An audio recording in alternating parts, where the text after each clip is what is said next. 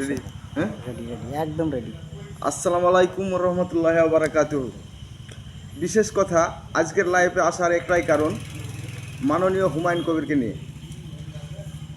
তৃণমূল দল 1998 সালে প্রতিষ্ঠিত হওয়ার পর এই দলটা শাসন করেছে তৎকালীন মুখ্যমন্ত্রী মমতা ব্যানার্জি। আমরা সংখ্যালঘু হওয়ার কারণে, হুমায়ুন কবির মুসলমান হওয়ার কারণে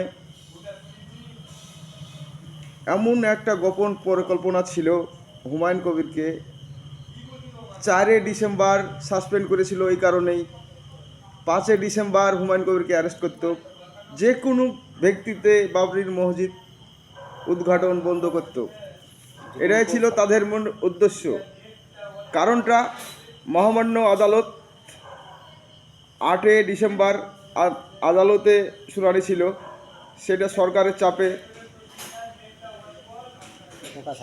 অত্যাচারী সরকার নরেন্দ্র মোদী এবং মমতা ব্যানার্জির যে সরকার, সেই সরকার সিদ্ধান্ত নিয়ে এটা অতি তাড়াতাড়ি 5 তারিখে সম্ভবত কোর্টে রায় দিল বাবরির মসজিদে। মাননীয় কোর্ট কোনো হস্তক্ষেপ না করার কারণে তৃণমূল কংগ্রেসের দেখা ছাড়া কোনো উপায় নাই যে বাবরির মসজিদ হচ্ছে না হচ্ছে না, শুধু একটাই ওদের দেখাই কাজ। তো সত্য কথায় বন্ধু বাজার, মুসলমান জনপ্রতিনিধি তৃণমূল দলে যতই আছেন, তাদের প্রত্যেকের অবস্থায় একে একে এই জায়গাতেই পৌঁছাবে। আজ হুমায়ুন কবির সাসপেন্ড হয়েছে, কিছুদিন আগে আমার মতনও জনপ্রতিনিধি একজন সাসপেন্ড হয়েছে সত্য কথা বলার জন্য। তুমি কে হে, এই কথাও শুনতে হয়েছে। তাহলে আমাদের উদ্দেশ্য, সংখ্যালঘু ভোট যেন ভাগ না হয়। বড় ভাই হুমায়ুন কবির, আপনার উদ্দেশ্যই বলা, আমাদের আইএসএফ দলের চেয়ারম্যান মাননীয় নওশাদ সিদ্দিকী এবং হায়দ্রাবাদের আসারউদ্দিন ওয়াইসি, দুজন, আপনি হুমায়ুন কবির ভাই, 3 জন মিলে এমন সিদ্ধান্ত নেবেন, সংখ্যালঘু ভোট পশ্চিম বাংলায় আমরা 37% সংখ্যালঘু মানুষ, 37%-এর ভিতর মুনাফিক মানুষ 7% আছে।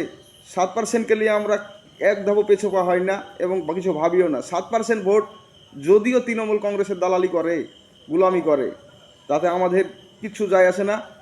আপনাদের উদ্দেশ্যে একটাই কথা আমার, যেন সংখ্যালঘু ভোট কোনো জায়গায় ভাগ হয়ে না যায় ভাই। আপনারা 3 জনে এমন সিদ্ধান্ত নেবেন যেন আগামী দিনে 2026 মে মাসে সম্ভবত ভোট হতে পারে। 2026 সালে এই সরকারের পতন করতে হবে। প্রথমেই তৃণমূল সরকারের পতন, 2029 সালে লোকসভায় নরেন্দ্র মোদীরও পতন। এই 2 সরকারকে যদি এই ভারতবর্ষ থেকে বঞ্চিত না করা যায়, উৎখাত না করা যায়, তাহলে আমাদের ভারতবর্ষের সাম্প্রদায়িক লড়াইটাই হবে।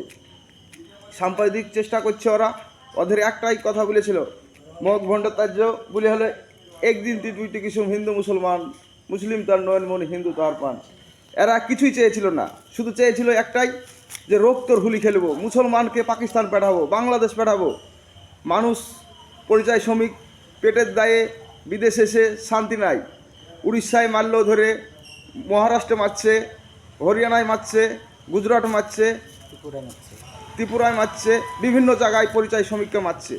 একটাই উদ্দেশ্য, আমরা দেখতে চাই নবাবের জেলা মুর্শিদাবাদ জেলা যেন বিশ্বে প্রতিষ্ঠিত হয়। এটাই আমার 1 নম্বর দাবি হুমায়ুন কবির, ভাই হুমায়ুন কবিরকে। ভাই হুমায়ুন কবির, আপনাকে আমি একটা কথা বলছি, লেফট ফ্রন্ট এবং কংগ্রেস সবারই সঙ্গে যোগাযোগ করে সরকার কিভাবে, তৃণমূল সরকার এখান থেকে পরাজিত হয়ে ঘুরে যাবে 2026 সালে, সেটাই আপনার মেল উদ্দেশ্য। মানুষ আপনার পাশে আছে।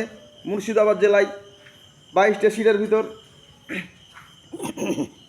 লেফট ফ্রন্টকে দেবেন 3টা, কংগ্রেসকে দেবেন 4টা, 7টা, 15টা থাকবে। 15টার ভিতর 3-5-15 ভাগ করবেন।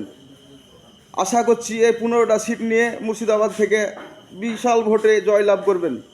আগামী দিনে 26-এ সরকার, হুমায়ুন কবির যেটা বলেছে যে কি আমাকে লাগবে যে কোনো দল যদি সরকার গঠন করে, আমরা এটাই বলছি যে আপনি যেটা বলেছেন সেটাই ঠিক, কিন্তু আমারও এইটাই পরামর্শ যে আপনি যে চেষ্টা করেছেন শুধু কাউকে সাপোর্ট করাই না, এই 5টা দল মিলে যদি আপনারা জোট করেন তাহলে আগামী দিনে সরকার আপনারাই কেউ হবেন। আর আমাদের এখানে যে কোরআনের পথে দেশ চলে সেই দেশের কোনো অভাব থাকবে না, সেই দেশে অন্যায় থাকে না। আমাদের আরব শহরে বিচার হয়, চোর হাত কাটে যায়, হাত কাটে লাই, গলা কাটে লাই, কিন্তু সেই দেশে কি মানুষ বসবাস করছে না? তেমন মুসলমান যদি ভারতবর্ষে দেশ চালায় কিংবা রাজ্য চালায়, ভারতবর্ষের মানুষ দরিদ্র থেকে মুক্ত হবে, সাম্প্রদায়িক দাঙ্গা থেকে মুক্ত হবে। কিছু মানুষ লাইভ করে বলছে যে কি একটা রাম বাবরির মসজিদ যদি হয় আমরা 100টা রাম মন্দির করব। কেউ কেউ বলছে শৌচালয় করব, কিন্তু এটা কথা না।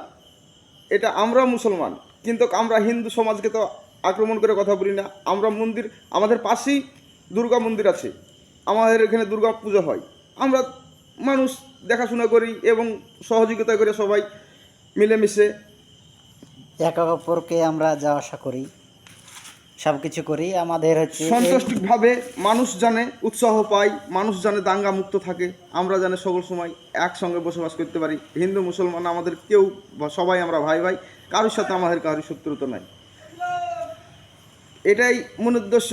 বিজেপি সরকার ভাবছে যে হিন্দুস্থান বানাবো, হিন্দুস্থান বানাएगा तो आपका फायदा नहीं होता है, বাংলায় বলেন। आपका फायदा होता है तो नीरव मोदी के लिए 2000 करोड़ लिए देश থেকে भेजेगा, ऐसा फायदा होगा तुम्हारा। ठीक बात बोला। ऐसा कुछ नहीं होता है, कोनो पब्लिक के लिए कोई मदद नहीं करेगा ये सरकार। सही बात, सही बात। নরেন্দ্র মোদী সরকার কোন মানুষের জন্য একটা কিছু ভেবেছে? কোন মানুষকে বলেছিল নোটবন্দি যখন করেছিল 15 লক্ষ টাকা করে ঢুকিয়ে দেবো, 15 টাকা দিয়েছিল? কিচ্ছু করেনি ভারত সরকার। ভারত সরকারের একটা উদ্দেশ্য পাকিস্তানের সাথে জোট করতে হবে, চীনের সাথে জোট করতে হবে, বর্ডার ঘেরতে হবে, আর হিন্দুস্তান বানাইতে হবে, রাম মন্দির করতে হবে। নরেন্দ্র মোদী যেমন রাম মন্দির করলো, মুসলমানের রাজ্যে, এটা বাংলাকে আমরা বলি মুসলমানের রাজ্য, বাঙালির বেশি বসবাস এবং মুসলমান আমরা 37% পশ্চিমবাংলায়, 37% হিন্দু নাই। এটা আপনারা যদি ভাবেন যে কি আমরা সংখ্যাতে আছি, কিন্তু এটা ভুল ধারণা আপনাদের। আপনি দেখেন খ্রিস্টান আছে, আদিবাসী আছে, দলিত আছে, দিয়ে দেখবেন যে কি আপনারা খুব জোর হিন্দু যদি থাকেন 20 থেকে 22% থাকবেন। এটার গরমে আপনারা থাকছেন না, সে কি বলছেন একটা রাম বাবরির মসজিদ হলে আমরা 100টা রাম মন্দির করব, কিন্তু এটাই না। আমরা দেখতে চাই, একটাই অনুরোধ ভাই হুমায়ুন কবিরকে, জানে আমরা এই দুটো সরকার কাউকে দেখতে চাই না। মুসলমানের ভোট জানে কোনো জায়গায় ভাগ না হয়, ভালো হিন্দুরাও আপনাদেরকে ভোট দিবে, আপনারা যে যাকে চাইবেন তাকে সেখানে টিকিটটা দেবেন, দিয়ে একত্রভাবে লড়াই করবেন। আগামী দিনে 26-এ সরকার থাকবে না, এটা ইনশাল্লাহ। এই বলে আমার বক্তব্য শেষ করছি। জয় হিন্দ, জয় বাংলা, ইনকিলাব জিন্দাবাদ, হায়দ্রাবাদের আসারুদ্দিন ওয়াইসি জিন্দাবাদ, নওশাদ সিদ্দিকী জিন্দাবাদ, বিধায়ক হুমায়ুন কবির জিন্দাবাদ। এই ছিল আমাদের ভিডিও। তার মানে আমাদের এই ভিডিও লম্বা চওড়া বেশি করলে হয়তো সাধারণ মানুষ হয়তো দেখবে না, আর সাধারণ মানুষ হয়তো ছোটোখাটোই ভিডিও পছন্দ করে। তো আমরা এই 8 মিনিট 30 সেকেন্ডের ভিডিওটাই করলাম, এই বলে আমাদের ভিডিওটা বর্তমানে শেষ করলাম।